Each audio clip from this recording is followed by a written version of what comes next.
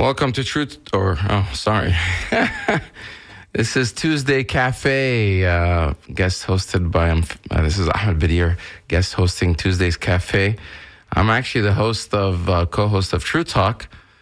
On Thursdays, I'm so used to saying True Talk, I started saying True Talk. But if you want to catch me on True Talk, it's every Thursday at noon right here on WMNF. My name is Ahmed Badir. I've actually been a host at WMNF for something like 20 years. Today I'm filling in for Sean Kinnan, our news director. And the conversation, our show normally on True Talk is about global affairs, relations with the Muslim world. On this show today, I'm talking about domestic issues, specifically immigration, but I also want to have a wider conversation about just what it means to be an American and the constitutional crisis that we find ourselves in. Over the past few weeks, we've seen Trump launch an aggressive campaign against our country's immigration policies. Actions that aren't just about border security, but about, I think, reshaping the very demographics of our country or future demographics of it. At the same time, his disregard for constitutional norms is forcing us to ask ourselves, what does America really stand for? What does it mean to be an American? And how are we redefining our identity under this new playbook? Or maybe how is he and his administration trying to redefine our national identity? So I want to know, I want you to know that this isn't just this, I drafted some points here. So this is not just a monologue that I'm making, but I want to also hear your thoughts and your questions, your concerns, and we'll have this conversation.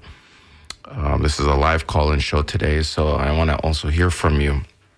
Some of the things I want to talk about that are, have been weighing on my mind as I've observed what's been happening in our country the past few weeks, and it seems like there's some opposition, but not really that much. I mean, there are courts that are halting some of these things, but collectively, how is the nation responding? And do people even care? Do they think that he's going too far with the immigration policies and the threats to the Constitution itself? So my thoughts on, I guess, reshaping America's demographics, Trump's immigration policies, from drastic changes to birthright citizenship. I mean, I think from the first day, one of the first executive orders, let's just say like the last time Trump was in the White House, I think he signed a couple of executive orders. One of them was to somehow dismantle or get rid of Obamacare, the Affordable Care Act. The other one was this travel ban that became what's called the Muslim ban to keep certain people from out of the country. This time around, signing, trying to rescind or get rid of the birthright citizenship, something that's actually in the Constitution that basically says if you're born in this country, regardless of the status of your parents, you are a citizen. This is, written in the Constitution. And by using an executive order to get rid of it or to redefine that, most legal scholars are saying he can't do that. This is not something that within the powers of the executive of the presidency. You can't just, reverse something that's in the Constitution. If he's able to do that, what else could he reverse that's in the Constitution? From using also sweeping executive orders to dismiss judicial rulings, and dismissing a lot of the immigration judges that are supposed to oversee asylum rulings. Trump's actions are challenging the established order of checks and balances. It's as if the traditional limits of presidential power are being redrawn before our eyes. This isn't just a legal battle. It's a fundamental question of governance. What happens when one branch of government begins to, sidestep, overstep, roll over the rules that have long been established in our country? we all know this, that we have three equal branches of government, or at least that's what we're taught. But it seems like this current administration is trying to redefine that, reinterpret that. They don't see it that way. And even comments by J.D. Vance have recently kind of suggested that the president shouldn't have to listen or obey to judicial rulings, that they're not there to I guess, restrain the president, was saying things like, can a judge tell a general how to fight a war? Can, judges do ABC? But in reality, the judges are there.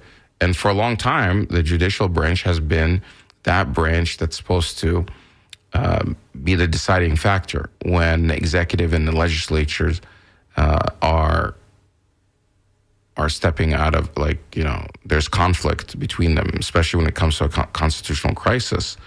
That's a deciding factor. But this administration is currently suggesting that that's not necessarily the case.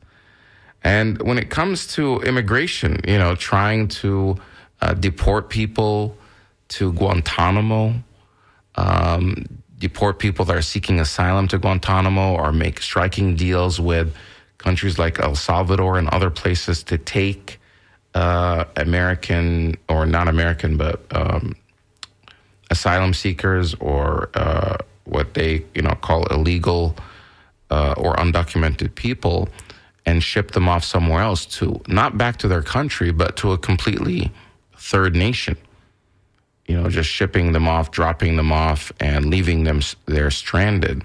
Is that a way to just, in a way, a deterrent so other people don't attempt to come into the United States? Do you see that as a threat? Our phone number, by the way, is 813-239-9663, and our email is dj@wmnf.org. You can email your questions or comments. You can also call in at 813-239-9663. One striking aspect of this campaign, whether it's the immigration, the attacks on the immigration policies, or immigration norms, whether it's dismantling U.S. aid, USAID, something that's actually established by Congress and instructs the president, the executive, to carry out certain things with foreign aid. The striking aspect of this campaign is the apparent lack of opposition, at least in my perspective. I don't see enough opposition, or the level of opposition that needs to be there to push back. Critics are even fellow politicians seem increasingly hesitant to challenge these moves, whether it's fear of the political fallout or uncertainty about how to counter such sweeping authority. The silence is deafening. This lack of resistance is troubling. What does it say about our willingness to defend our constitutional values?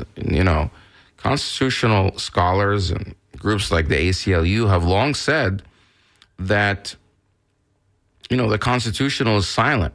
It can't defend itself. It requires people to defend the Constitution. So just because it's on paper doesn't mean it's going to be respected. It doesn't mean it's going to be abided by. And who's going to step up to defend the Constitution?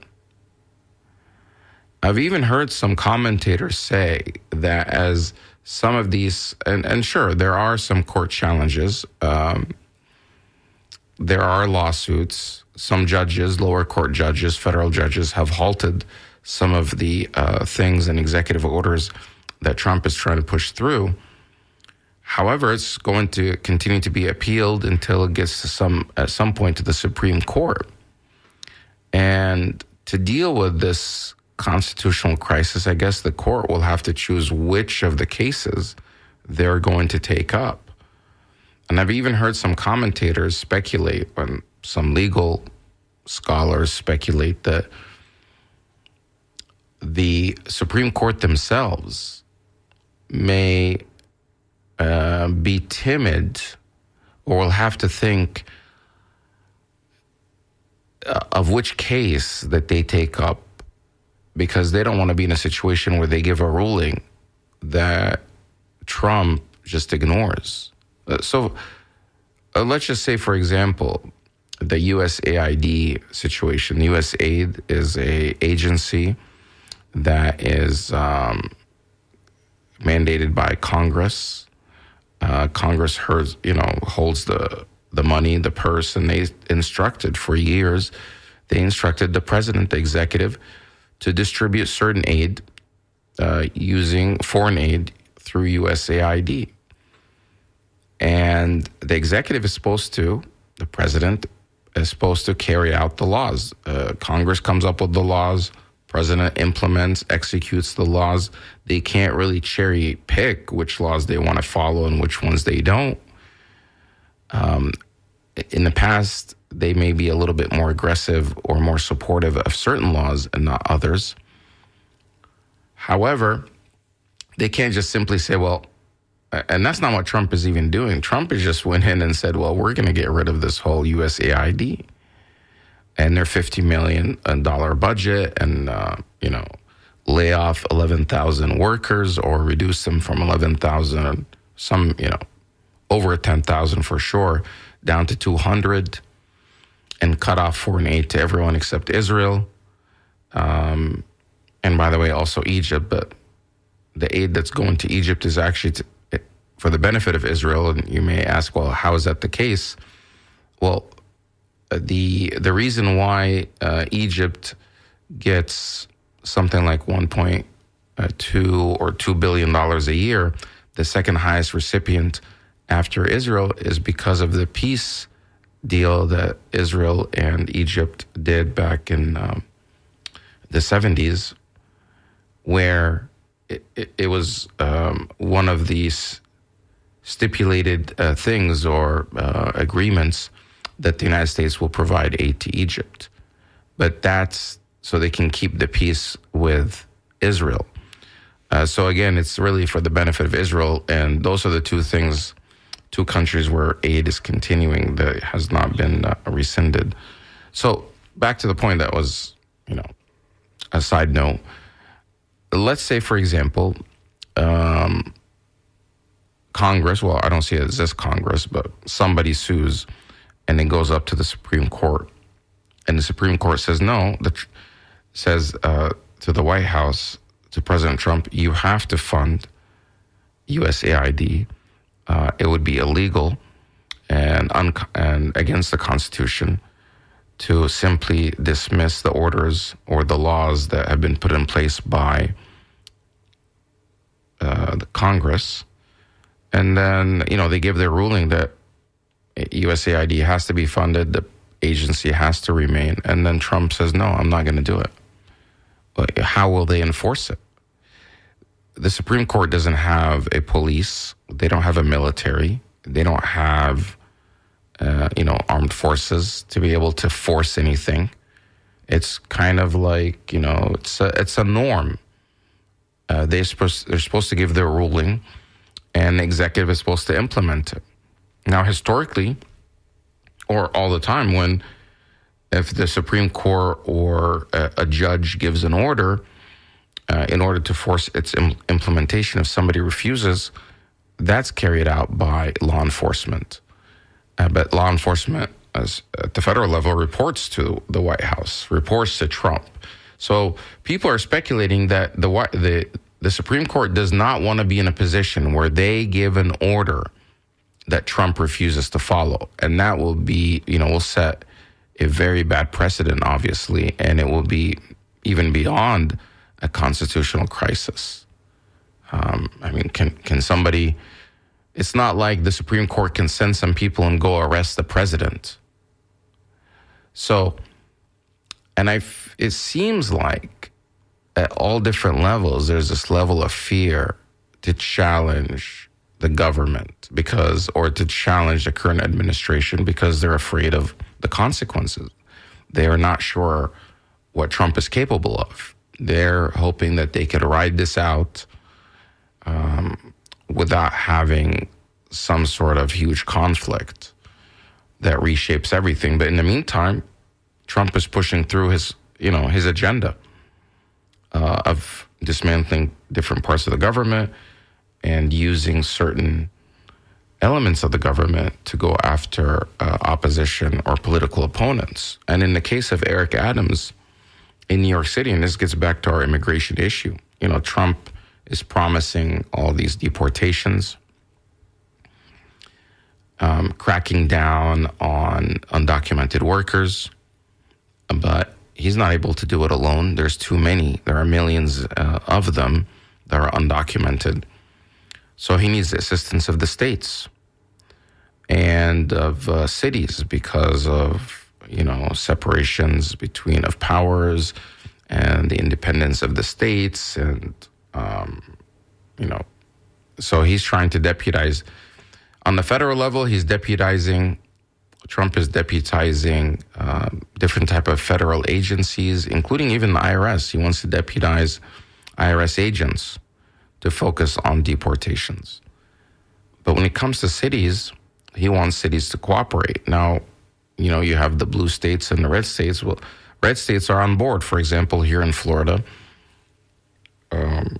DeSantis just called for a special session to deal with, to strengthen or to create more immigration policies that makes it easier to deport people or crack down on undocumented workers. Interestingly enough, none of those new rules have been set to actually punish those that are hiring, the businesses. There are no penalties to businesses. It's all coming down to the undocumented workers.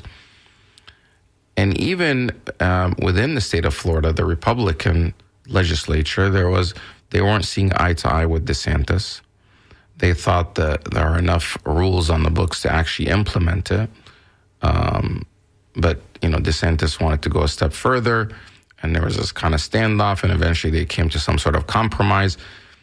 DeSantis wanted to have some sort of immigration czar that runs things statewide and can direct different agencies within the state of Florida. They ended up, doing a compromise and putting in place a cabinet committee, which is basically made up of the statewide elected officials to handle or to replace what would be a czar. So it's more of a committee-led. But similar things are happening in other red states. These are states that are already on board with Trump's plan of mass deportations. But when it comes to major cities like, New York, Chicago, LA, these are in blue states, and they're controlled by Democrat mayors and city councils, and they have rules in place, what they call sanctuary cities. And a lot of undocumented people have gone to those cities thinking that they'll be protected. Well, we saw what happened in New York, where the Trump's DOJ, which historically has been or should be somewhat independent when it comes to prosecutions, they ordered the assistant U.S. attorney in New York to drop the case against Eric Adams, a bribery or a corruption case. And she refused to do it. And, there was pressure. And she ended up resigning before, instead of doing that. And 3 other people have resigned. And it got to the point that the acting deputy at the Department of Justice, they held some sort of conference call or a Zoom and asking for somebody to step forward, for a lawyer or a prosecutor to step forward to sign on to the motion to dismiss the charges against Eric Adams, and no one was willing to step forward. They would rather lose their jobs because it's a big ask. It's such an obvious thing. What does it say that somebody that's been investigated and has been charged, and a grand jury has come back and said that they were involved in some sort of corruption and bribes, that all of a sudden the DOJ is going to drop the case for political reasons? And they're pretty open about it. I mean, one thing about the Trump administration is they're pretty open about what they're doing. And the reason was that they need Eric Adams' cooperation when it comes to cracking down on undocumented people. And he wasn't willing to do it. But guess what? As soon as he got some sort of guarantees, Eric Adams, he said that, he'll start cooperating and collaborating with the Trump administration on undocumented people in the city of New York, which is causing huge problems there. There's a backlash that's happening. So things are not the same anymore. And it seems like there's very little opposition to what's happening. And things are being redefined so fast, so quickly. I'm not sure I don't know if the public is paying enough attention to what's happening, but it should be concerning. And, where are the Democrats in all of this? Where's the Democratic leadership?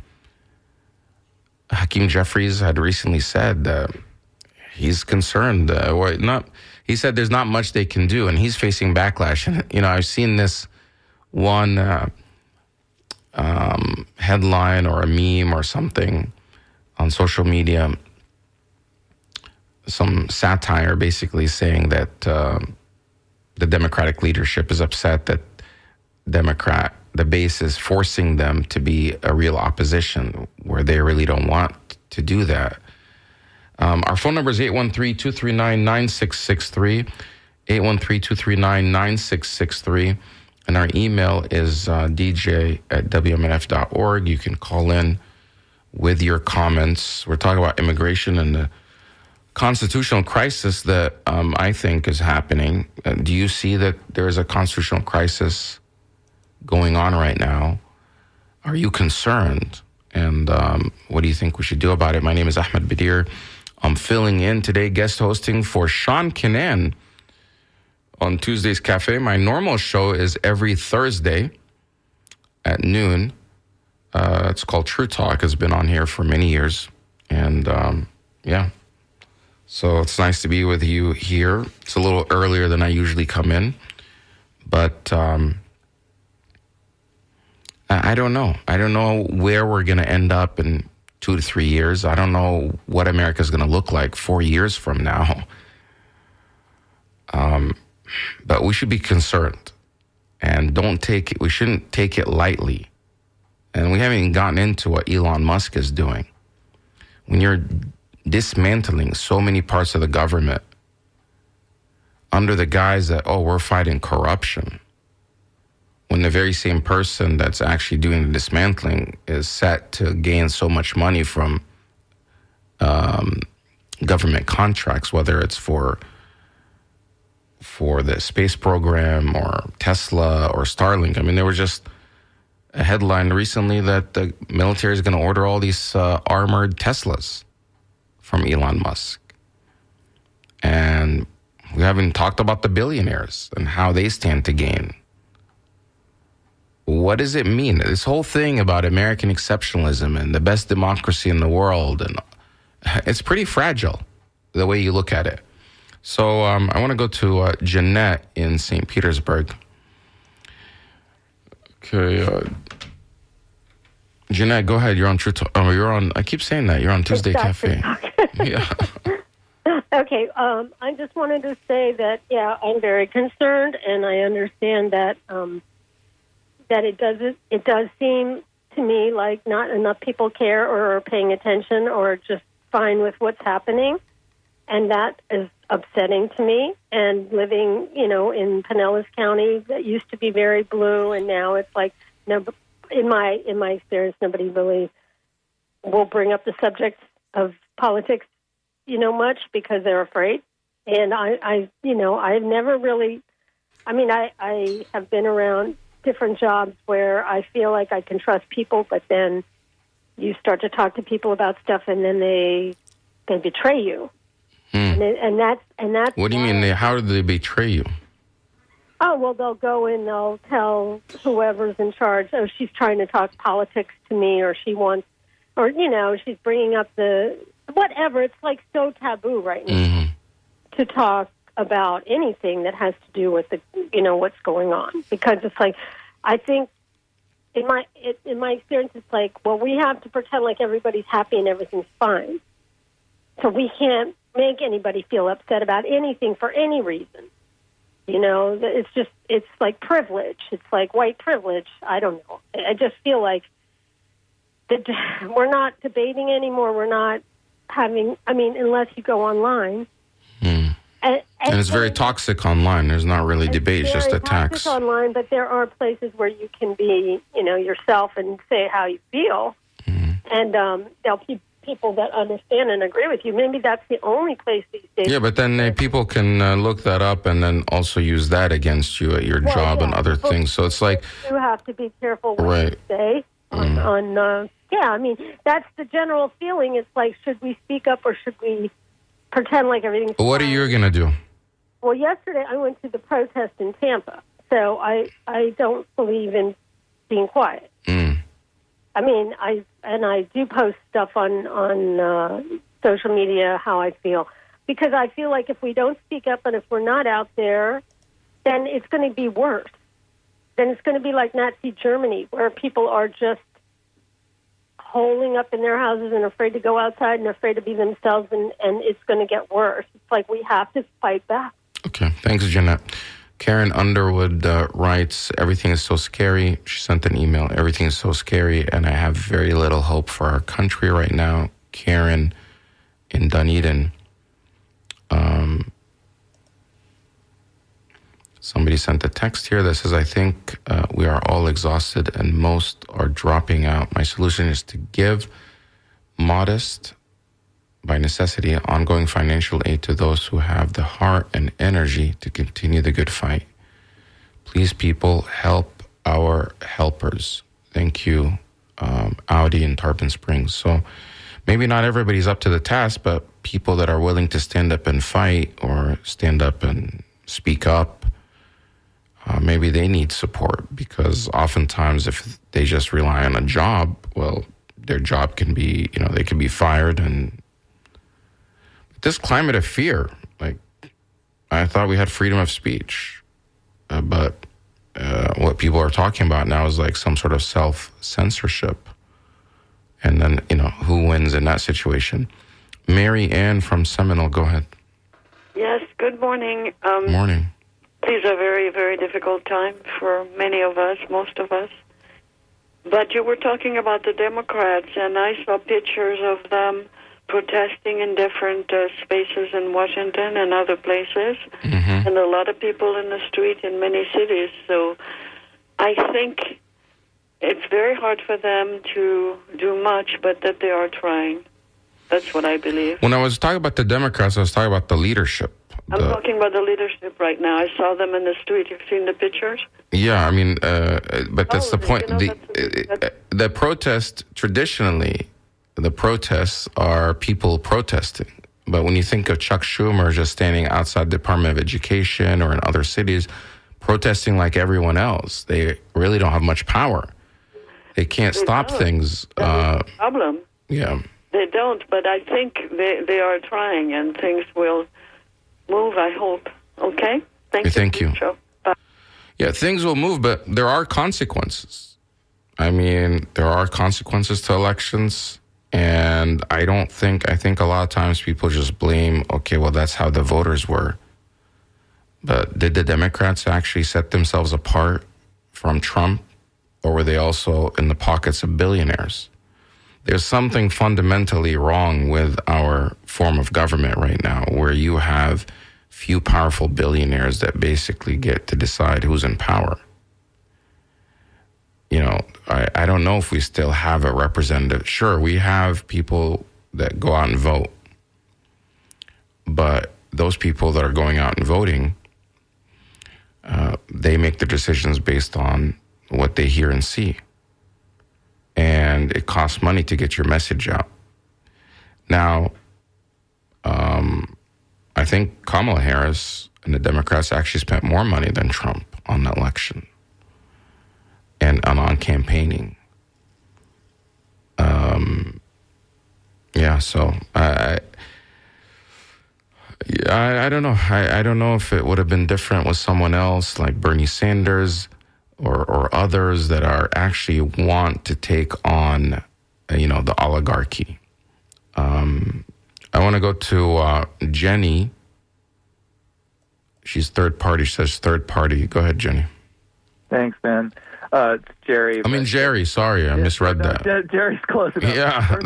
First of all, I want to apologize publicly because I used a bad word. They were talking about the stadium or something, and I slipped, man. They weren't talking about baseball, but they were talking about money in the stadium. So I slipped and I said a bad word and I got cut up.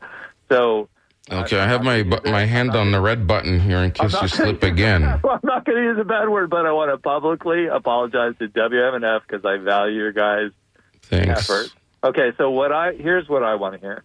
I want to hear you spend the next couple of minutes saying your top 1 to 3 solutions. What is your personal 1 to 3 solutions for what we do as a WMNF public or greater capacity public right now? And nobody's talking about the third party thing. Like, you guys gave a little bit of airplay to Jill Stein, but not that much. Do you personally believe that a third party, a restart or a third party is impossible in this country? So I could take my stuff offline, and I'm not going to use any bad words, but can you talk about your personal top 3 directional things that we can do as a society? Your personal, because you have the show, and you're making some very good points.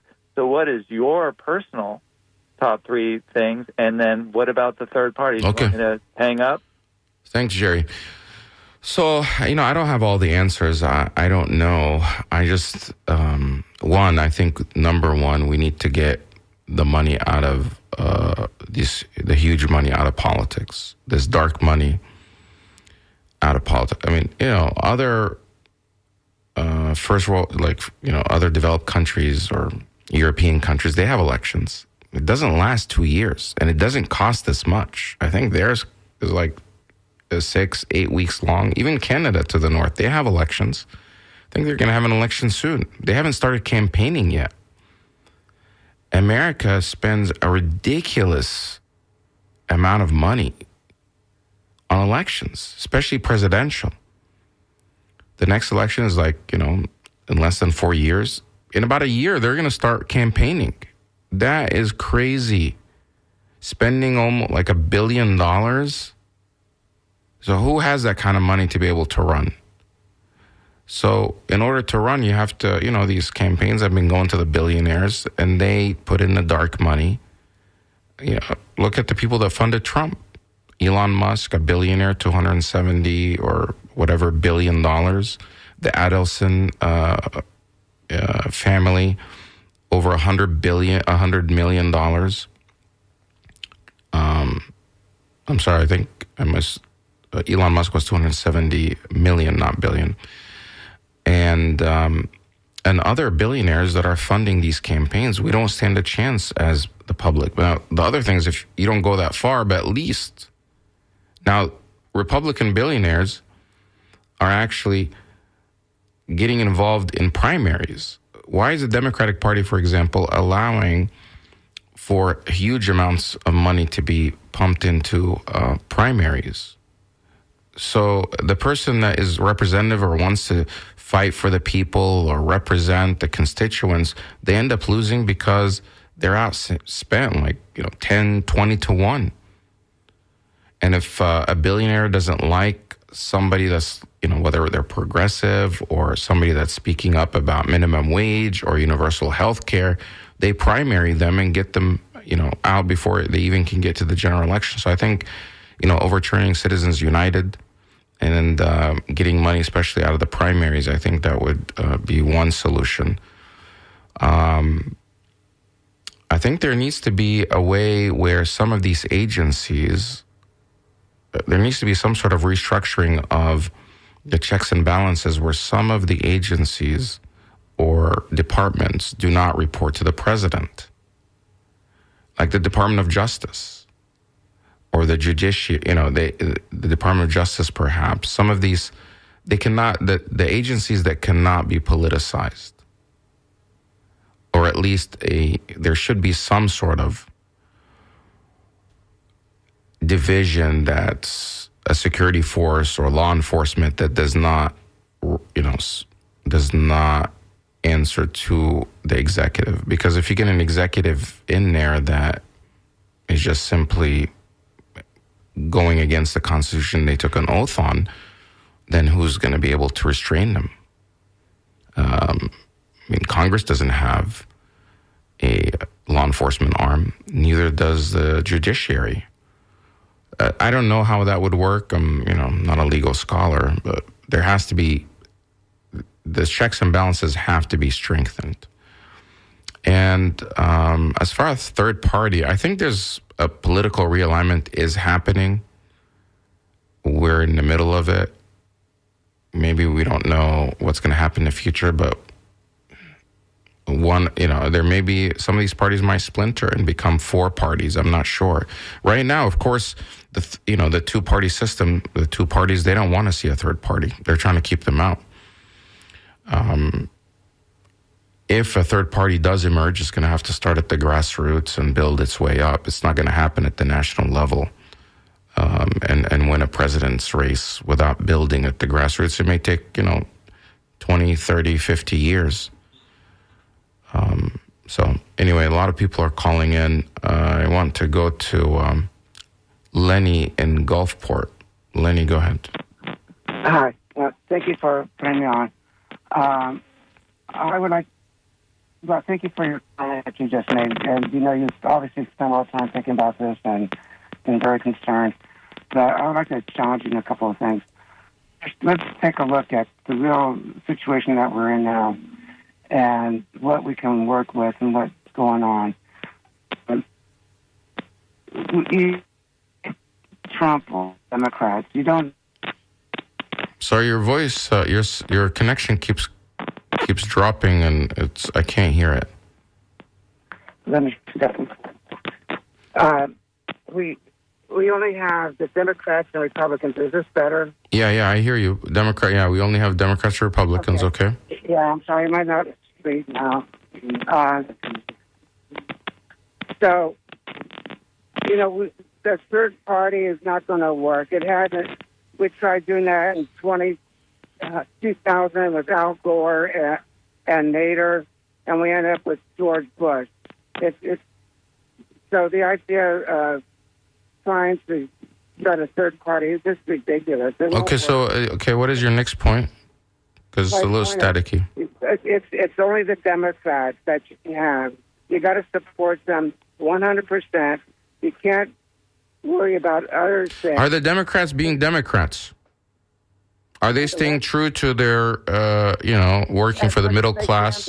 Look, you got to have 271 electoral votes for the president. Right. Harris was off by 40 votes, so she needed 40-some votes to put it on. It's a matter of picking up votes. You got to connect with the voters, tell the voters, show them what you have is what they need. But we can't have splinter groups complaining about the Democrats, how bad they are, carping all the time, and that's exactly what... Okay, thank you, Lenny. Is the goal to just get a Democrat in there, or is the goal to actually help? It seems like, okay, Biden was in the White House.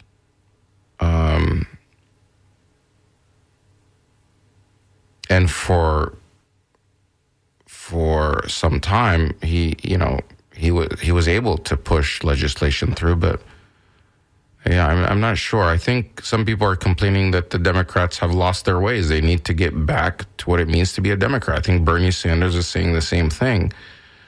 But again, let's stay on the topic of immigration and the Constitution. Do you think there's a constitutional crisis? Are you worried about it? Do you think that, Trump will change what it means, redefine America altogether?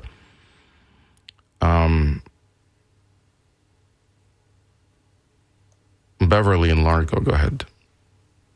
Yes, hi there. Hi. Hi. I would like to speak about fear. Okay, go ahead. Looking back in history, I think it was Roosevelt that said, "We have nothing to fear but fear itself." Mm. And I think about that often. And I will admit, I feel it. I experienced a really hard loss this year, losing my husband. And I thought, I'm not going to be strong enough to speak up right now. But something inside me tells me that we need to, no matter what we're going through. Because our fathers, our forefathers, they all fought for this country, for this democracy, this beautiful country that we live in. And I'm very fearful that it's falling apart. I see the dismantling of all the federal agencies. Look at the FAA. Look at the planes there that are crashing all of a sudden. And I believe somehow that there's a plan to instill fear in all of us. Is it a plan or is it already here? It seems like people are already afraid. Oh, yeah. It's already here. And that's because for example, myself, I thought, well, the best thing I can do is work in my community. You know, just be the person that you want to see. Try to be that person. Try to be positive and speak about kindness and compassion. Speak about things that people want to hear, that we have in common, because we all have a lot in common. We have more in common than we don't. Okay, and is that working, though? But it's not working. It's still new, though. We're still new into this administration. And recently I met up with a friend that I've known for years, a really good friend, who I know voted the other way. And I asked her how she's feeling recently. And she has fear. And she doesn't agree with everything that the big man is doing, just like a lot of other people don't. On the other hand, I go out in my community, I walk around and, talk to people. It's a good thing is when you have an animal, you can take a walk and you meet people. And whenever I come upon anybody, I always smile at them and say good morning, And if I feel like they're receptive, I'll try to start a little conversation, which I tried that out recently. Yeah, how did it work out? It didn't work out so well. It started out well, okay? I mean, it was like a really friendly conversation. And then the other person said, "Did you see the Grammys?"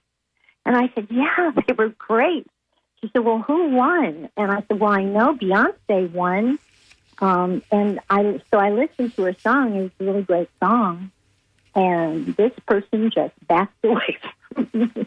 And I didn't realize at the time, but music is being politicized. Color, what color shirt are you wearing, is being politicized. I mean, now, where is this going to all go to eventually? Do you think that it's going to lead to any type of violence? That's what I'm hoping that won't happen. And that's why we have to try to talk to each other. Everybody wants to go in their own little corner and hide and be safe. But if we do that, then we're better than that. Okay. Thank you, Beverly. I have some text messages that I want to read. Somebody said, they're confused if this is True Talk or Tuesday Cafe or Tuesday Talk. Yeah, funny.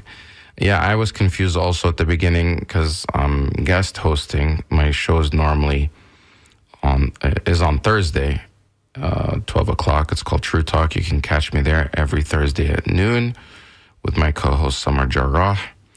And we normally talk about foreign policy, foreign affairs, international relations. But David is writing here and says, I just wonder, what is the breaking point for the Trumpsters? When do they realize Trump has gone too far and realize he's becoming king? And how will we deprogram these people?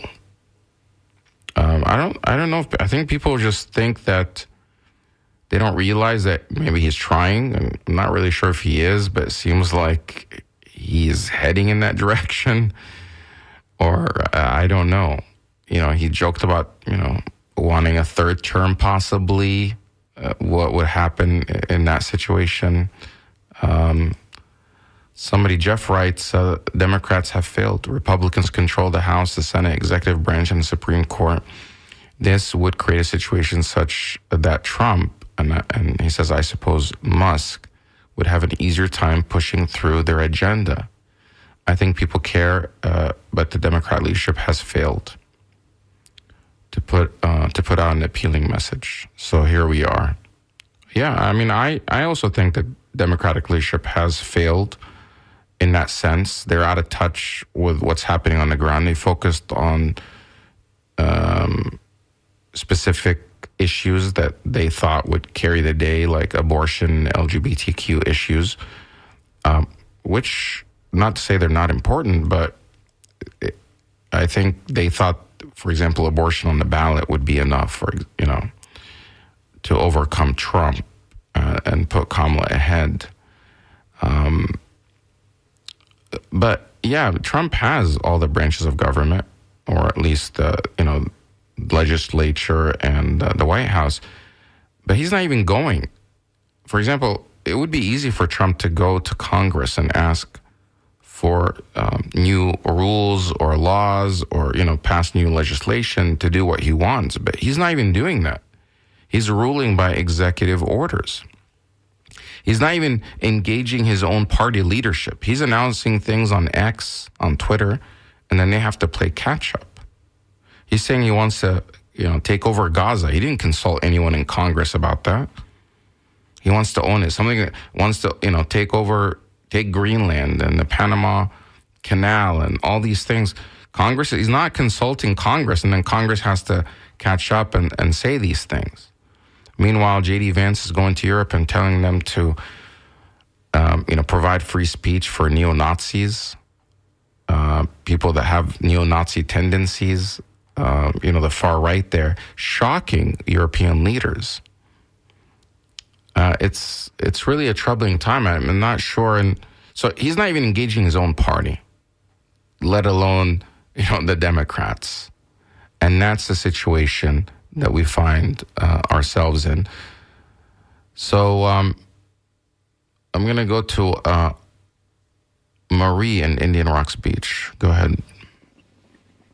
Yes, good morning. Good morning. How are you doing today? Hey. How you doing? Good.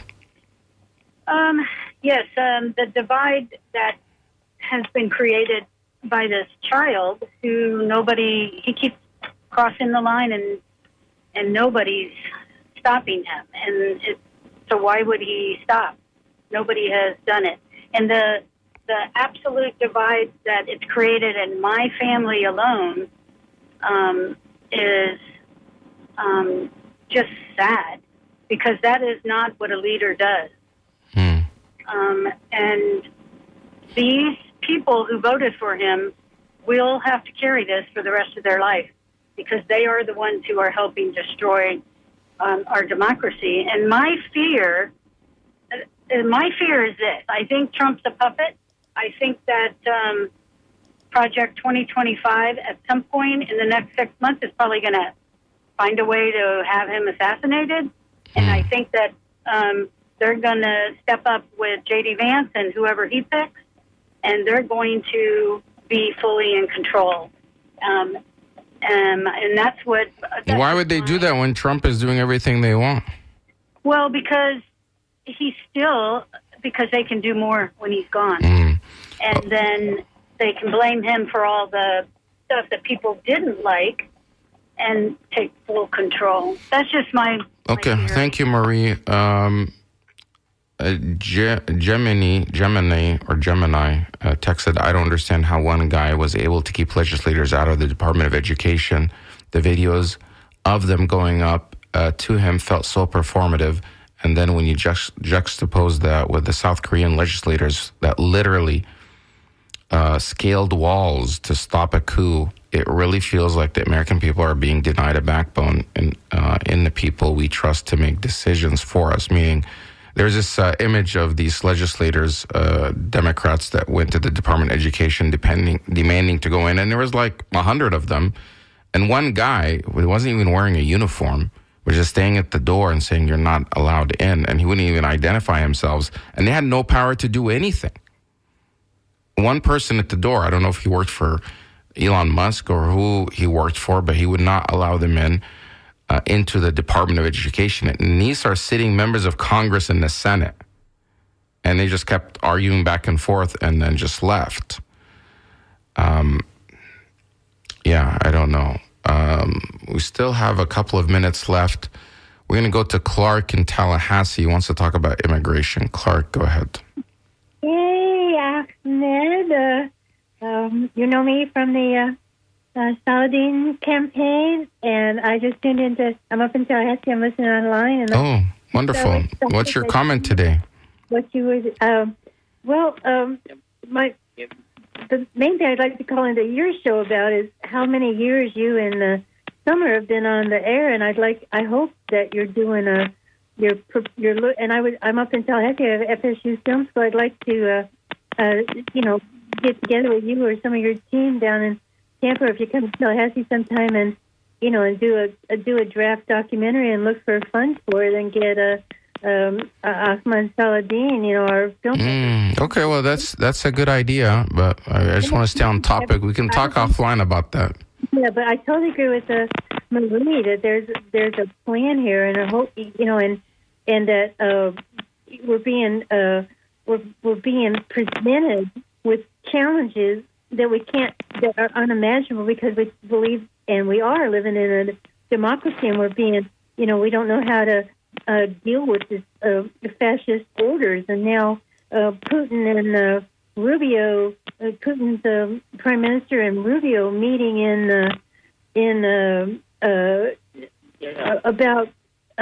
about Ukraine is just unbelievable. There's so much. Thanks, Clark. So much is happening so fast that people can't even keep up. Like, you go to sleep, you wake up, and there's like all this additional stuff that's happening. So you can't even address what happened last week, because something new and even more shocking is happening this week.